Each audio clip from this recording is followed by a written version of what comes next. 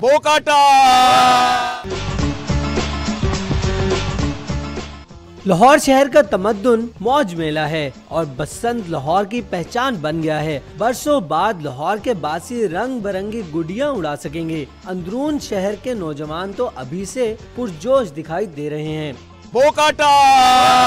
बसंत होनी चाहिए, बसंत का बहुत मजा आता है। सब यार दोस्त मिलके हम बहुत मजा करते हैं। बसंत का इवेंट बहुत इंजॉयबल इवेंट है, इसको मनाना चाहिए और सब दोस्त मिलेंगे, यार मिलेंगे एक दफा दोबारा कुछ सालों के बाद।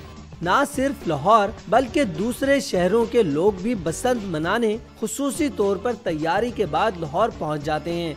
मैं सियालकोट से आया हूँ और हमें पता चला है कि ये लाहौर में इन्होंने एक्सेप्टेंस दे दी है इसकी बसंत की, तो बड़ा मजा आएगा। हम लोग दोस्त जो हैं दोबारा से आएंगे लाहौर में और बहुत इंजॉय करेंगे। हम तो बहुत इस चीज़ को जो ना फील करते हैं कि साल में एक आधा दिन जरूर मिलना चाहिए और इंजॉय जरूर करनी चाहिए।